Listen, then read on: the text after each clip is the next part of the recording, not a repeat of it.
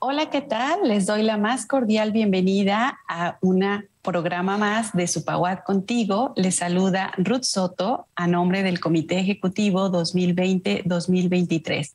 Gracias por acompañarnos. Les recuerdo que ustedes pueden ponerse en contacto para cualquier comentario, duda, sugerencia a través de nuestras plataformas y redes sociales, encontrándonos como Supaguat, WAC, CRO, y estas aparecerán aquí en pantalla. En esta ocasión, pues saben que estamos en el marco del Día Internacional, esta conmemoración que se lleva a cabo para recordar toda la lucha de las grandes mujeres que como usted, que como yo, estamos al pie cada día para seguir conmemorando esta celebración.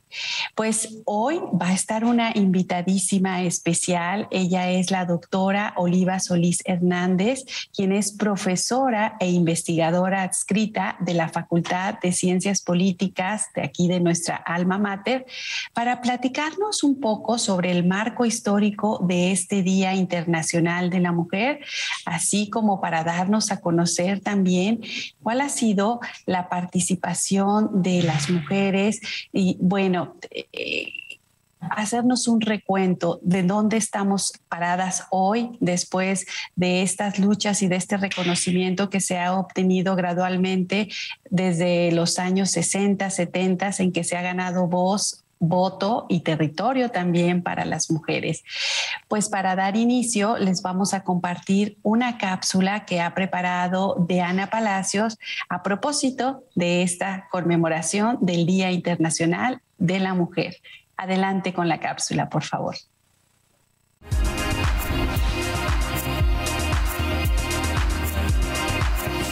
...8 de marzo, Día Internacional de la Mujer.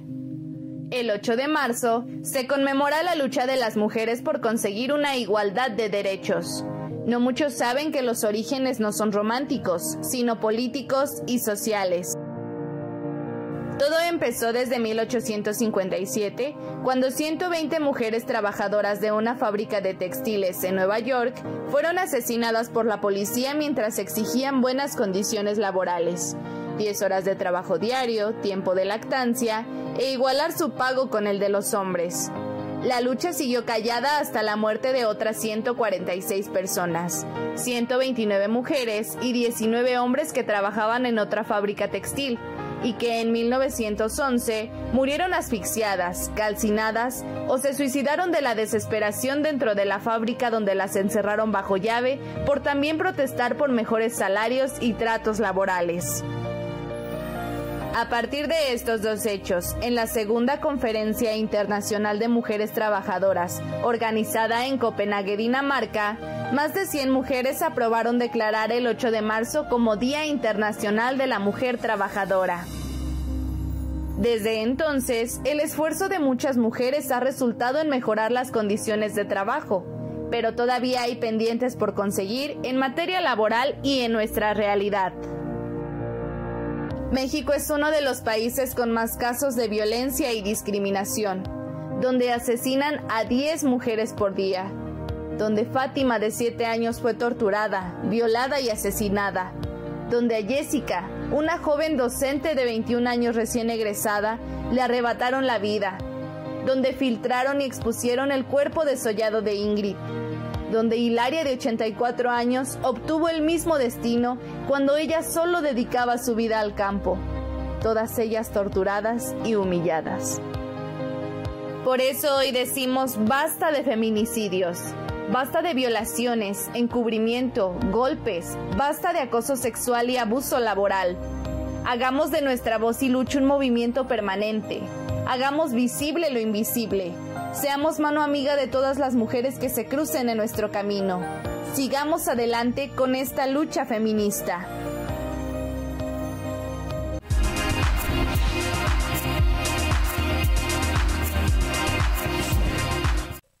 Pues ya estamos aquí nuevamente con ustedes para presentarles a nuestra invitada de hoy, que ya les había yo anunciado al inicio de este programa.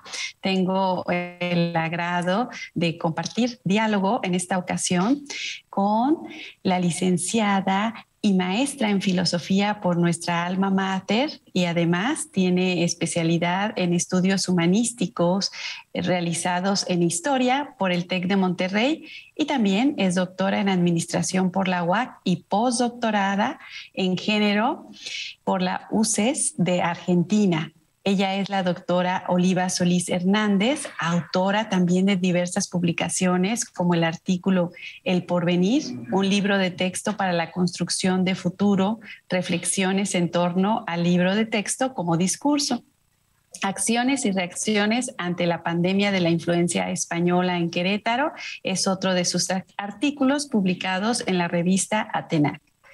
Entre sus líneas de investigación, estas giran en torno a la historia de las mujeres con perspectiva de género, historia de la prensa, historia de la vida cotidiana e historia regional de Querétaro, con énfasis en el proceso modernizador. También es miembro del Seminario Interinstitucional de Comunicación, así como el Seminario Permanente de Historia de las Mujeres y Género. Como ustedes ven, amable audiencia, pues tenemos toda una especialista hoy como invitada en este programa de Supaguat Contigo, a quien le doy la más cordial bienvenida. Gracias, Oliva, por haber aceptado esta invitación. ¿Cómo estás? No, pues primero muchísimas gracias a ti por la invitación, un agradecimiento por la construcción de estos espacios para dialogar, para compartir. Y bueno, pues estamos listas, dispuestas a lo que tú ordenes. No, al contrario, te agradecemos muchísimo, y pues estamos en el marco de la conmemoración de este 8 de marzo, que se recuerda año tras año, pero cada vez es menos conocido el motivo por el que es tan importante. Y tú, como especialista en historia con perspectiva de género, me gustaría que nos comentaras, nos hablaras un poquito del origen real de esta conmemoración, Oliva, por favor.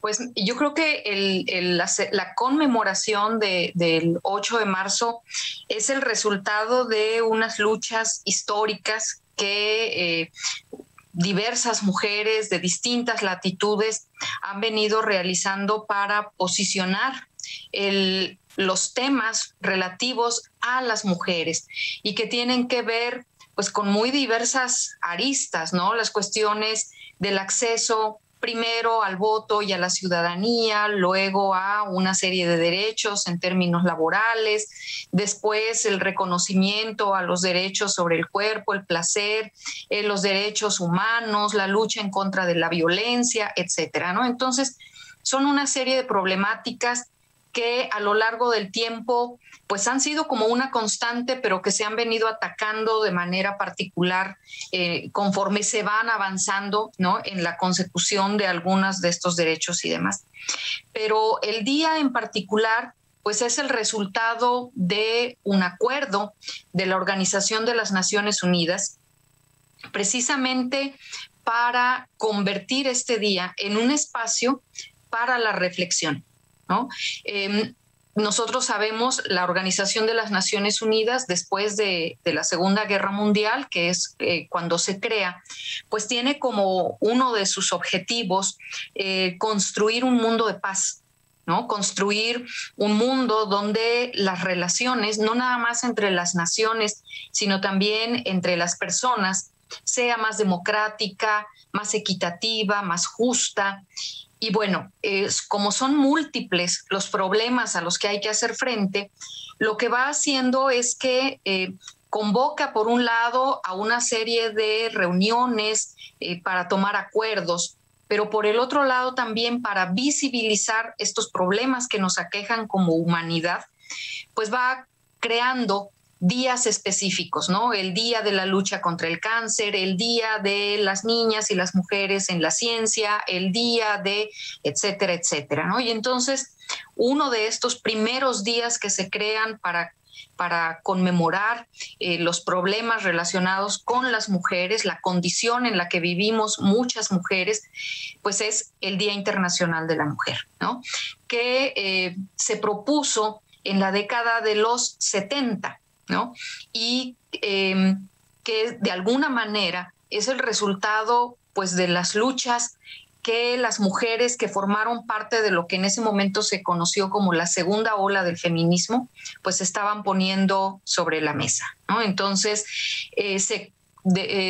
propuso que el año de 1975 fuera el Año Internacional de la Mujer, ¿no? Y entonces, en ese marco de visibilizar y de poner sobre la mesa todos estos problemas que aquejaban a las mujeres, pues fue que se creó el Día Internacional de las Mujeres. Y como bien señalas, hablas de un conjunto de luchas que pues se conformaron para que pudiéramos tener esta conmemoración, que también hay que aclarar a nuestra audiencia que seguramente muchos lo saben, no es un día para felicitarnos, es un día para conmemorarlos en este sentido.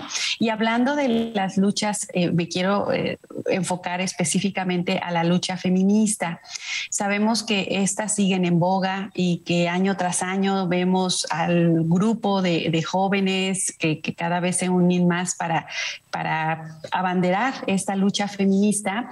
Pues los movimientos continúan, Oliva, pero en la búsqueda de esta equidad de género y el derecho pues al aborto, que es uno de los temas que por ahí todavía son muy delicados para hablarlos, ¿qué recomendaciones darías tú a las mujeres que seguramente ahorita nos van a estar viendo, nos van a estar escuchando a través de redes sociales, que se encuentran dentro de estos movimientos y que a veces desafortunadamente pues han sido muy satanizados? Pues mira, yo de entrada diría que no me atrevo a dar ninguna recomendación, porque creo que las luchas de los distintos grupos feministas, porque además, por ejemplo, lo dice Marta Lamas, ¿no? El ideal sería que el feminismo fuera unitario, pero la realidad nos muestra que los movimientos feministas son muy diversos, porque precisamente en la diversidad es que nosotros podemos ver la gran variedad de problemáticas que aquejan no a la mujer en abstracto, sino a la diversidad de mujeres, ¿no? Que habitamos este planeta, que habitamos este país. Porque las mujeres, si bien compartimos el género, ¿no? También en abstracto, en la práctica vivimos condiciones diferenciadas, por esto que hemos llamado la interseccionalidad, ¿no? Entonces, la clase, la educación, la religión, la edad y una gran cantidad de variables hacen que las condiciones que vivamos sean totalmente diferentes y que los problemas que enfrentamos sean distintos. Entonces, puede ser que todas enfrentemos la violencia, pero no la vivimos de la misma manera, por ejemplo, si eres una mujer que vive en el campo o eres una mujer que vive en la ciudad, ¿no? O no accedemos de la misma manera a la justicia si eres una mujer que tiene acceso a una mayor educación, a una mujer que no ha tenido acceso a la educación, ¿no? Entonces, tiene que ver con una serie de condiciones que posibilitan o merman, ¿no? el que podamos accionar con una mayor eficacia, porque, bueno, reitero, tenemos condiciones diferentes. Entonces, lo que yo pueda decir, pues no va a aplicarse de la misma manera a toda esta gran cantidad de grupos, de mujeres, de feministas. Y entonces, más bien, yo creo que lo que tenemos que entender es que cada una acciona desde un lugar, ¿no? Desde una condición particular. Y en ese sentido, pues yo más bien conminaría a que antes de juzgar, ¿no?, a toda esta diversidad de mujeres y de grupos de mujeres, más bien tendríamos que informarnos, ¿no?, de cuáles son las problemáticas que ellas están denunciando, qué es lo que están pidiendo y en qué situación es que están.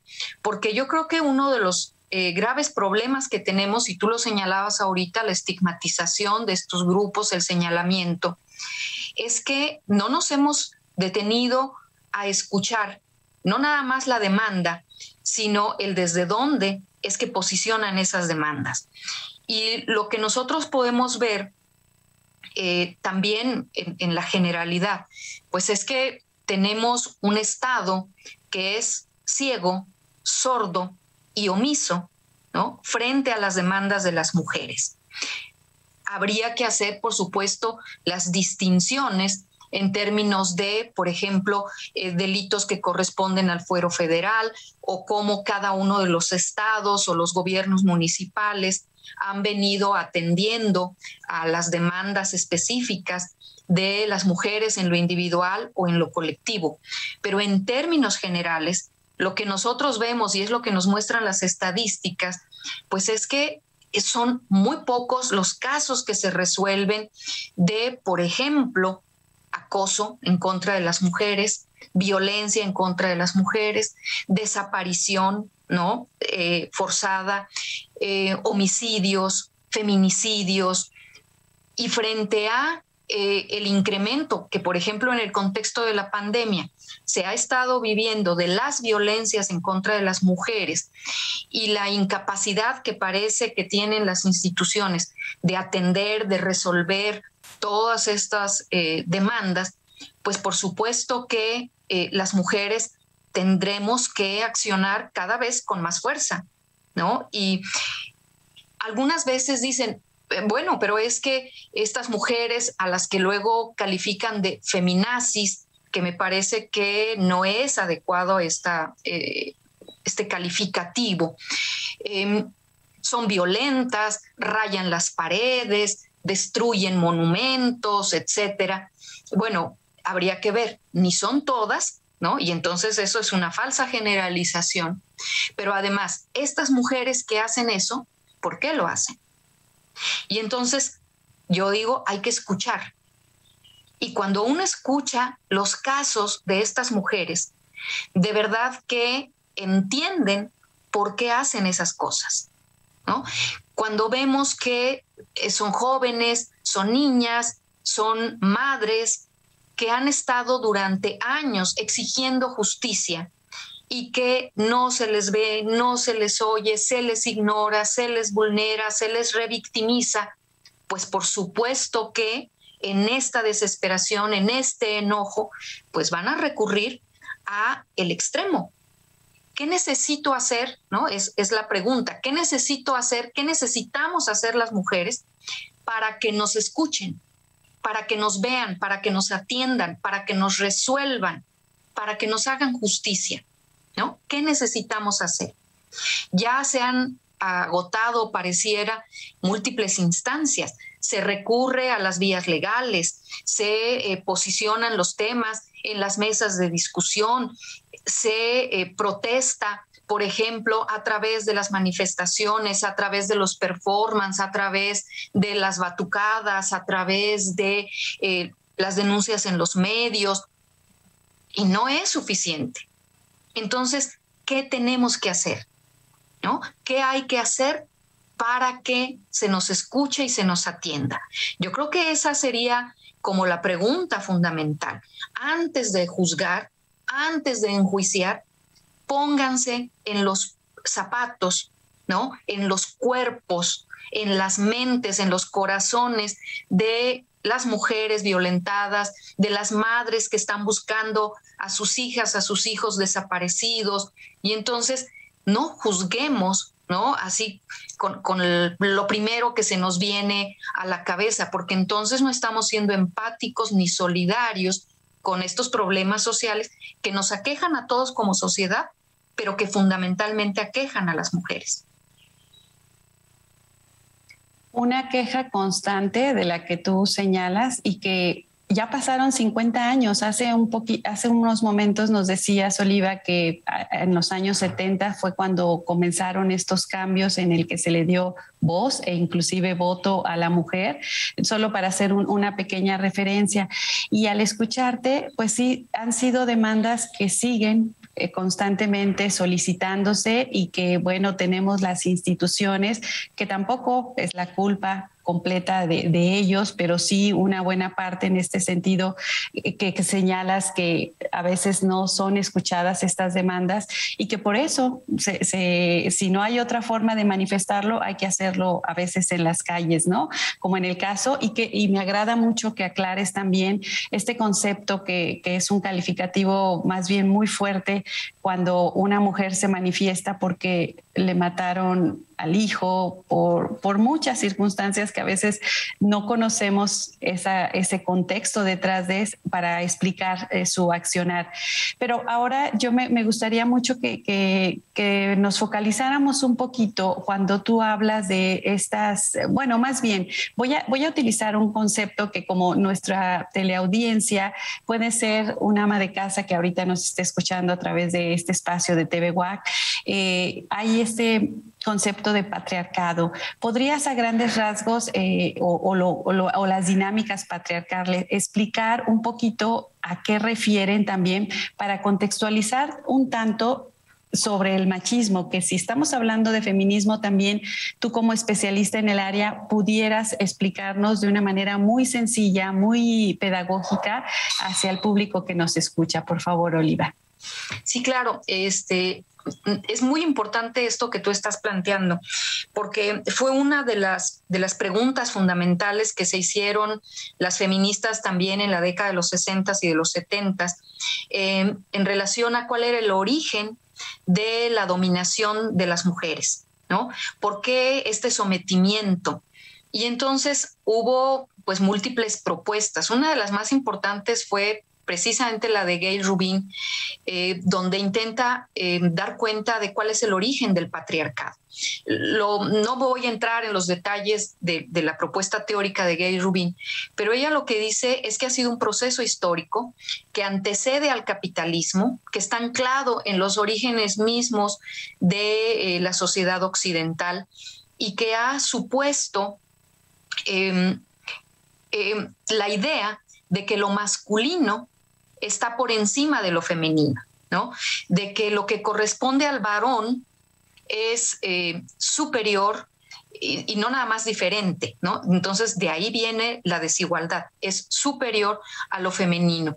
Hemos construido una serie de categorías dicotómicas en relación a que al varón corresponde la racionalidad, a la mujer la emocionalidad, al varón corresponde la decisión, a la mujer la obediencia, al varón corresponde el poder, a la mujer corresponde el cariño, y etcétera, ¿no? Entonces, en esta manera en la que hemos ido construyendo la manera de organizar lo social y de valorar lo social, pues hemos ido naturalizando una serie de ideas, una serie de prácticas que ponen a lo masculino por encima de lo femenino, y por eso entonces decimos el patriarcado, ¿no? Porque la idea es que el varón, que es el padre, ¿no? El padre de familia, el pater family, es el que decide, es el que gobierna, el que tiene derecho, y entonces todos los que estamos sometidos al pater family, pues estamos bajo este régimen patriarcal. También luego se le han añadido algunos otros calificativos en la idea de que este régimen patriarcal es también falocéntrico, ¿no? Tomando la idea del falo en términos lacanianos como lo simbólico que atraviesa la cultura, en donde luego nos dirá Pierre Bourdieu, lo masculino, por el simple hecho de ser masculino, está en una posición de superioridad y de mejor valoración que lo femenino. Dirán estos autores, ¿no? Algo que hacen las mujeres, por el simple hecho de hacerlo las mujeres, se piensa que es menos valioso, que es menos difícil que lo que hacen los varones. Y si eso que hacen las mujeres luego lo recuperan los varones, en ese mismo momento pues se convierte en algo más digno de consideración.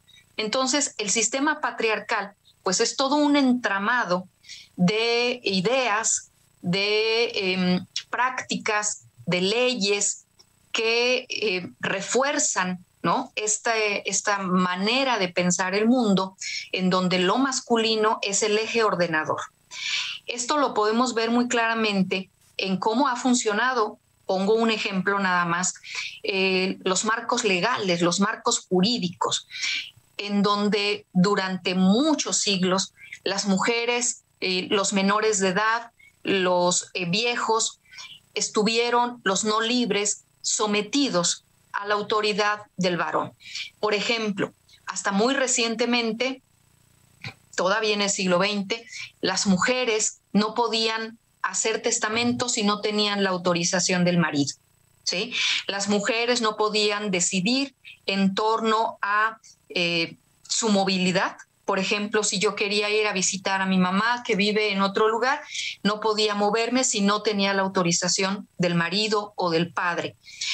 No podía andar sola por las calles si no iba acompañada o de otra mujer de respeto o de un miembro de la familia que fuera varón. O sea, había toda una serie de disposiciones de carácter legal que se asumían luego en términos sociales que constreñían la capacidad de acción de las mujeres, en términos legales, en términos sociales, en términos morales, etcétera. Entonces, el patriarcado es un sistema, ¿sí?, que se articula en todas estas esferas y que, pues históricamente, ha limitado el accionar de las mujeres. Entonces, por eso el feminismo se asume como un proceso de lucha, como una posición política para desarmar, para desestructurar este sistema patriarcal en un afán de empoderar a las mujeres para construir una sociedad más igualitaria, ¿sí?, donde varones y mujeres estemos en la misma posición, ¿sí? Entonces, esa es la idea de cambiar el sistema patriarcal. Pues gracias, Oliva, ya para cerrar esta interesantísima charla contigo, que nos has dado una verdadera cátedra con respecto de este tema tan importante que ya celebraremos o conmemoraremos más bien a la mujer. En 30 segundos, una última reflexión desde nuestra trinchera, ya sea hombre, mujer o como se identifiquen en su género. ¿Qué podemos hacer para verdaderamente conmemorar a una mujer? Pues mira, tú lo has dicho, yo creo que lo fundamental es que nos pensemos no en términos de exclusión, sino en términos de complementariedad, ¿no? Si queremos cambiar el mundo, no es solo una cuestión de las mujeres, es una cuestión de todos, ¿sí?, que nos incluye a varones, a mujeres, a otras denominaciones de género, a otras adscripciones, pero somos todos y todas las que podemos hacer el cambio.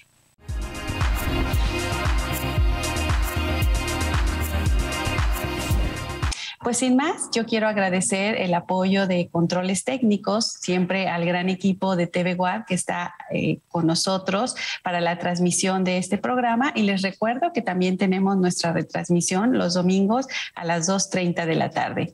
Me despido de ustedes agradeciéndoles la bondad de su compañía en el día de hoy, recordando que somos Supawac, somos comunidad y Supawac sigue contigo. Hasta una próxima emisión.